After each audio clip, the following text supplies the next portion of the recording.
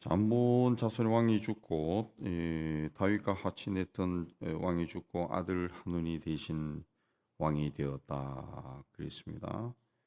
예, 이전에 암몬의 왕 나하스는 사무엘상 11장에 보면은 길란 야베스에서 사울에게 패한 적이 있습니다. 예, 그래서 사울과는 적대 관계였는데 다윗이 이제 왕이 되니까 다윗을 도와준 거죠. 그래서 다윗이 그의 죽음을 애도하기 위해 조문단을 보냈습니다. 조문단을 보냈습니다. 근데 암몬의 방백들이 다윗이 보낸 조문단이 자기의 땅을 정복하기 위해 보낸 것이다. 어쨌든 이 사람들은 사울이 다스리던 왕국과 불편한 관계에 있었고 그 왕국을 다윗이 이어받았기 때문에 무슨 꿍꿍이 속이 있지 않은가 그렇게 이야기한 겁니다.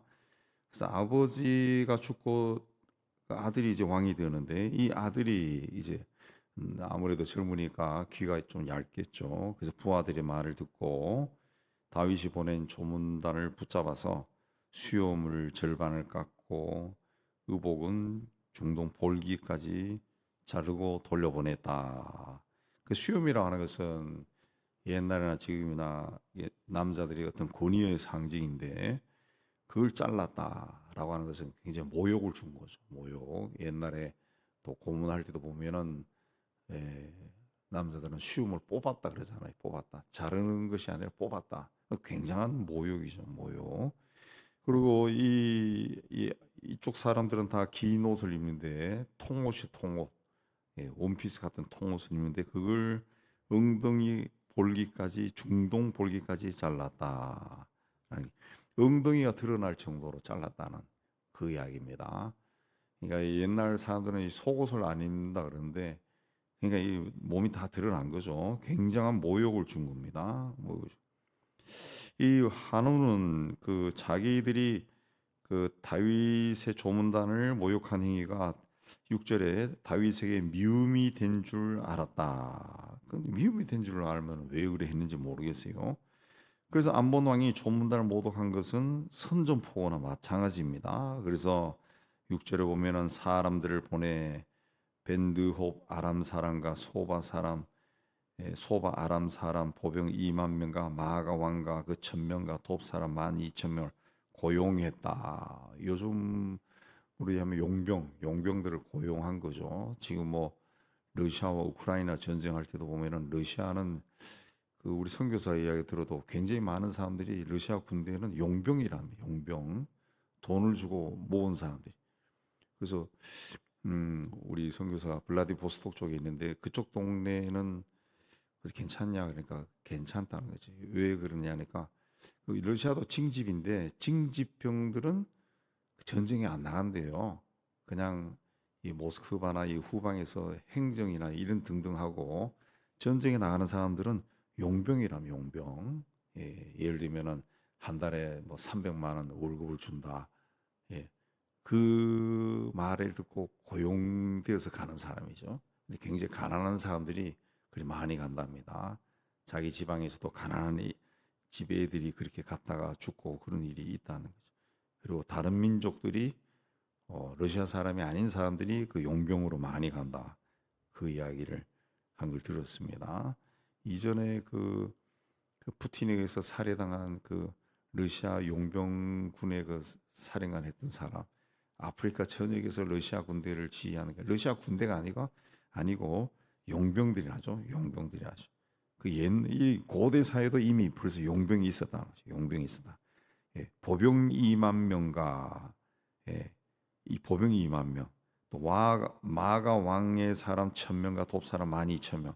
이 어마어마한 사람들 돈 주고 샀다는 겁니다. 돈 주고 3만 이 3천 명을 고용한 거죠. 3만 3천 명을 고용해서 역대상 19장에 보면은 이 암몬 왕 한운이 군대를 모집하기 위해 사용한 돈이 은 1천 달란트다. 그렇게 나옵니다. 은 1천 달란트. 자, 먼저 화가 난 사람은 다윗인데 이 전쟁을 일으킨 인간이 다윗을 모욕한 그 암몬 왕이 일으켰어요. 자기 신들의 한 잘못에 대해서 우리가 실수했습니다, 뭐 이렇게 하면 전쟁 안 해도 되는데 자기들이 한 행동을 정당화시키기 위해 가지고 전쟁을 일으킵니다. 전쟁을 일으킵니다. 결과적으로 어떻게 되느냐? 19절에 보면은 이 일이 수습된 후에 암몬 자손들이 주변 국가들로부터 외면당합니다. 외면당. 우리도 신앙생활 할 때 똑같습니다. 하나님으로부터 받은 은혜는 쉽게 잊어버립니다. 쉽게 잊어버리고 자기 인생에 어떤 섭섭했던 일, 뭔가 풀리지 않았던 것은 하나님 앞에서 항상 기억이 납니다. 그때 왜 그러셨어요? 지금 왜 그러십니까? 근데 받은 은혜는 다 잊어버린 거예요. 그리고 이루어지지 않은 것만 기억하고 섭섭한 감정을 가지게 되는데, 이런 마음을 계속 가지게 되면은 원망이 쌓이면은 이 하나님 앞에 바르게 서지를 못합니다. 그러니까 하나님이 은혜를 베풀어 줘도 그 은혜로 깨닫지도 못하는 거죠. 그래서 우리 안에 생기는 이런 원망과 불평, 섭섭함, 우리가 이제 신앙을 떠나서도 이런 것들이 자꾸 쌓이면은 한이 생긴다 그러죠. 한이 생기는 겁니다. 이런 것들은 우리가 버려야 됩니다. 작은 것들은 그 한으로 발전하기 이전에 상처가 되어서 자꾸 우리에게 쌓이면은 내가 예수 믿고 신앙생활 하면서도 하나님 앞에 나갈 때마다 뭔가 섭섭한 감정이 막 드는 거예요. 나름대로 열심히 기도하는데도 그 섭섭함이 막 있는 거예요. 그게 자꾸 쌓이면은 그 결과적으로 하나님에 대한 어떤 부정적인 마음은 그게 다 죄예요, 죄. 성경에는 분명히 하나님과 나 사이에 죄가 쌓이면은 우리가 아무리 기도해도 하나님부터 응답을 받지 못한다 그랬습니다. 그 죄가 하나님과 우리 사이를 가로막고 있는 거예요. 하나님 앞에 나갈 때는 어떤 섭섭한 원망 이런 것들을 치워야 됩니다. 가져가면 안 되는 거예요. 하나님 앞에 설 때는 항상 하나님 은혜를 생각하고 감사하는 마음. 그리 아니하실지라도 나는 하나님 사랑합니다. 이 고백을 하고 하나님 앞에 자꾸 서야 됩니다. 그래서 어떤 원망과 불평 이런 게 생길 때는 시편에 나오는 기도들처럼 하나님 앞에 솔직하게 정직하게 고백하는 거예요. 이야기하는 거예요. 하나님, 내 이런 일로 인해서 하나님에 대해서 섭섭해요. 하나님은 당신이 살아계십니까? 그러면 살아계신다면 왜 이렇게 일하십니까? 내가 하나님이라면 안 그래. 이런 말도 해도 괜찮습니다. 그런 말을 안 하면은, 그런 말을 할 정도다 그러면은 하나님에 대해서 막 원망이 굉장히 강하다는 거죠. 그걸 이제 말을 통해 가지고 터뜨려야죠. 근데 그걸 알고 하나님 앞에 불경하게 무슨 그런 말을 하나, 그러면 이게 쌓이는 거예요. 쌓이면 이게 내 심령의 한국 기퉁이에서 영적인 쓰레기로 자꾸 쌓이는 거예요. 그 냄새가 나는 거죠. 그게 결국 죄로 발전해. 냄새 나면은 우리가 몸도 잘 안 씻어가지고 냄새 나면 사람들이 가까이 가지 않습니다. 그래서 죄가 쌓이면 하나님이 가까이 가지 않습니다. 그러니까 그런 거를 우리가 해결해야 됩니다. 자, 이 암몬 왕은 다윗의 선의를 악의로 갚았어요. 더군다나 아버지가 돌아가셔서 그 조문한 사람들을 모욕을 했다는 거죠. 모욕했다는 거죠. 선한 일을 악한 일로 갚았다는 거죠. 그렇게 하면은 남을 모욕을 주고 그렇게 하면은 잠시 내 기분이 좋고 업될 수는 있지만은 그 기분이 좋은 게 아니죠. 본인이 그냥 망하는 길로 들어가는 겁니다. 남을 괴롭히고 상처 줘서 좋은 일 하나도 없어요. 결국 잠깐 기분은 좋고 우쭐했겠지만은 전쟁에 피해서 도망을 칩니다. 그 14절에 보면은 아람 사람들이 먼저 자기가 고용했던 사람들이 다 도망을 쳐버려. 그러니까 암몬 사람들도 도망쳐버립니다. 그리고 이 한온이 전쟁을 일으켰다라는 소식을 접한 다윗이 즉시 그 요압 장군을 파송을 하는 겁니다. 요압 장군이 파송해요. 그래서 19절에 보면은 9절에 보면은 요압이 이스라엘의 선발한 자 중에서도 더 음선하여 그 최정예의 부대를 앞세워 가지고 전투를 하기 시작한 겁니다. 그 11, 12장에 보면은 너희들은 담대하라 하나님이 우리와 함께 하시다. 이게 뭡니까? 사기를 진작시킨 거죠. 사기를 진작이니까 이거 이 사람들은 우리는 선한 일을 했는데 쟤들이 악으로 갚았다. 그럼 거기에 대해서 막 이 불쾌한 마음도 있고 저놈들을 혼을 내자. 사기가 진작되는 거죠. 그래서 요압이 막 나가니까 군대를 이끌고 나가니까 13절에 도망을 쳤다. 싸우지도 않고 도망쳤다는 거죠. 이스라엘은 하나님의 백성이다. 그리고 하나님이 우리와 함께한다. 그러니까 담대하게 나가라. 싸워서 이기자. 그렇게 목표가 뚜렷했지만은 이 암몬 사람은 그냥 아버지가 죽어서 조문 온 사람들 모욕한 거, 그 아무런 명분이 없죠. 또 아람 사람들 돈을 어마어마하게 주고 고용했다. 아무 명분이 없으니까 저기서 완전 정의의 부대가 막 공격해 오니까 뭐 싸울 이유가 뭐 있어요. 돈 받고 치워버린 고만이지. 다 도망쳐버렸다. 예. 아람의 왕 16절에 하다데셀도 동족이 전쟁에 패하였다는 소식을 듣고 다시 군사를 모였습니다. 이때 동쪽에 모인 요단 동쪽에 모인 아람 군사의 수가 지난번보다 갑절 이상이나 됐다. 지난번에 3만 얼마인데 그 어마어마한 군사들이 모인 겁니다. 이걸 보고 이번에는 다윗이 나섰더라. 다윗이 직접 나섰다. 그랬습니다. 다윗이 직접 출전한 것은 자꾸 이스라엘을 공격해오는 그 아람 군이 군사적인 그 목표를 분명히 가지고 군대를 더 동원해 가지고 온 걸 보고 직접 지휘를 하러 나간 겁니다.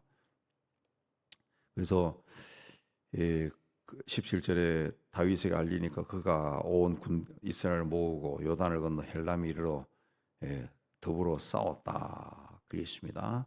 그 다윗 왕이 굉장히 그 전략적인 사람이고 굉장히 지혜롭다라는 것을 알 수 있습니다. 그 다 밑에 있는 장군들이 맡긴 것이 아니라 어떤 경우에는 자기가 직접 지휘한 겁니다. 왜 그러면은 저 군사들이 2배나 모이니까 이건 남에게 맡기는 게 아니라 내가 나가자 해서 자기가 직접 전투를 지휘하는. 그러면 이제 군대의 사기도 더 올라가겠죠.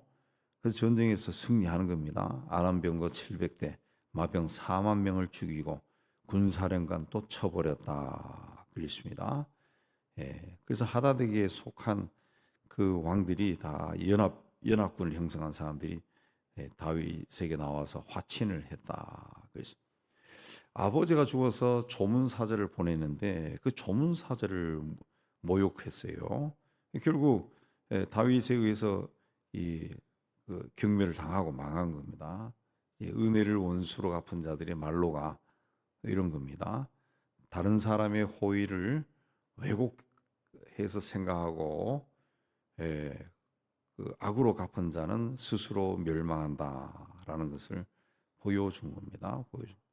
그러니까 결국 그 같은 지역에서 뭐 서로 이웃한 사람들끼리 민족끼리 평화롭게 잘 살 수 있는데 결국 본인이 판단을 잘못하고 부하들의 무슨 말을 해도 왕이라 그러면 지도자라 그러면 그건 그렇지 않아 라고 바르게 판단해서 나가면은 그 문제가 되지 않은데 본인이 그런 능력을 못 하는 겁니다. 뭐 우리나라에 또 대통령도 있고 뭐도 있고 장관도 있고 뭐 하지만은 본인이 그 어떤 인생관이라든가 철학관이라든가 나라나 민족을 생각하는 것이 분명하면은 누가 뭐라 할지라도 바른 길로 결정해서 나가면은 백성들이 평안하게 살 수가 있죠. 근데 본인이 그 사고방식이 삐뚤어져 있으면은 자기에게 좋은 말만 하는 사람들 이야기 듣고 그러면 세상이 막 혼란스러워지는 거죠. 혼란스러워. 뭐 교회도 마찬가지입니다. 교회도 마찬가지. 그래서 이런저런 사람에게 말을 듣지 아니하고 우리 믿음의 사람들은 가장 우선적으로 하나님께서 무엇을 말씀하시는가 그걸 들어야 되는데 그 하나님의 말씀은 내가 기도하다가 뭔가 번쩍 떠오르는 생각 그게 아니고 뭐 그건 이제 나중에 생기는 거고요. 가장 중요한 것은 본인이 성경을 자기 목소리로 읽어야 됩니다. 자기가 자꾸 읽고, 그다음에 특히 지난번에 말씀드린 것 같은데 복음서를 많이, 복음서에 나오는 예수님 말씀은 하나님 말씀이요, 직접 듣는 겁니다. 그걸 많이 읽고 그 내 심령에 새겨놔야 이게 살아가면서 어떤 순간에 그 성경 말씀이 떠오르는 거예요. 성경 말씀이 떠오른다고. 예. 그리고 어떤 순간에 그걸 이제 묵상을 하는 거죠. 묵상을 하고 그렇게 되는 거죠. 저 목사님들이 설교할 때 뭐 어느 날 이번 주 설교 해가지고 뚝딱뚝딱 이렇게 하는 게 아니라 이렇게 쭉 묵상하면서 하다 보면은 어떤 말씀이 떠오른다고. 그러면 그 말씀을 붙잡고 또 묵상하면서 관련된 거를 찾고 그렇게 해서 이제 그 설교문을 쓰는 거죠. 쓰는 건데 마찬가지로 똑같습니다. 일단은 성경 말씀이 우리 안에 많이 있어야 돼요. 오늘 이 사무엘하 10장 말씀이 우리가 이제 매년 초에 나눠주는 맥체인 성경 읽기 표에 하고 좀 희한하게도 이 순서가 같이 나가더라고요. 역대상 그 19장하고 20장하고 같이 나가요. 어제 역대상 29장 20장인데 똑같은 이야기입니다. 똑같은 이야기인데 역대상에는 조금 더 상세하게 기록이 되어 있어요. 그래서 맥체인 성경 읽기 꾸준히 읽는 사람들은 아까 제가 말씀한 은 몇천 달란트로 샀다, 1천 달란트로 샀다라고 하는 게 그 역대상에 나와요. 역대상에 나옵니다. 그래서 그거 읽으면서 이랬구나. 이게 좀 더 상세하게 나오니까 이해가 확 되는 거죠. 이해가 확 돼. 그러니까 성경 말씀을 꾸준히 읽고 하면은 기도할 때 하나님 말씀하신다라고 하는 것은 성경 귀절이 또 성경 귀절이 아마 여러분 경험하셨을 겁니다. 그 희한하게도 말씀이 떠오른다. 그런 말씀이. 그 인간이 영적인 존재이기 때문에 하나님의 영이시잖아요. 내 영이 하나님 말씀에 반응을 하는 거죠. 간절히 구할 때. 그래야지. 그게 아니고 뭐 기도하다가 갑자기 하나님이 오늘은 동쪽으로 가지 말라 그래. 그래가지고 또 누구 얼굴이 생각나서 그 사람이 여기 가서 그거 하지 말라고 한 것 같아. 이런 이야기는 굉장히 위험한 이야기입니다. 그런 거 자꾸 하다가 악신이 드는 거예요. 그런 거 자칫 잘못하다가는. 그래서 성경 말씀에 항상 바탕을 두고 우리가 기도하고 생각하고 그렇게 해야 바르게 설 수가 있어요. 바르게 설 수 있습니다. 네. 예수님이 우리에게 가르치신 기도가 어떤 것인가 항상 묵상하고 그 패턴이 어떻게 나가는가 하나하나 새기면서 기도하는 것이 하나님이 기뻐하는 기도. 내가 뭔가 해달라고 왈랄랄라 하고 안 해도 하나님 앞에서 바르게 서면은 하나님이 이미 우리 마음의 생각까지 다 아신다 그랬어요. 제일 중요한 기도는 회개라. 회개. 자기에게 있는 죄를 보면서 자꾸 회개하면은 우리 심령이 깨끗해지면은 하나님과 내 사이에 거리가 없어지는 거예요. 그러면 하나님으로부터 그냥 은혜가 쏟아지고 하나님의 인도함이 섬세하게 나오는 겁니다. 그렇지 않은 경우는 내가 필요한 걸 100가지를 다 이야기해야 돼. 다 이야기해. 그러고서도 불안해요. 그거는 불안한 마음 드는 것 자체가 우리 안에 아직도 여전히 죄가 있다는 겁니다. 그러면은 100가지, 200가지를 이야기해도 응답이 안 돼요. 응답이. 하나님 앞에 나갈 때는 늘 하나님이 나에게 베푸신 은혜가 뭔가. 하늘에 계신 우리 아버지여 이름이 거룩히 여김을 받으시오며 나라가 임하옵시며 은혜가 뭔가. 그렇게 생각하면서 하나님의 영광이 되는 기도를 통해 하나님 앞에 더욱더 가까이 서는 여러분 되시기를 주님의 이름으로 축복합니다.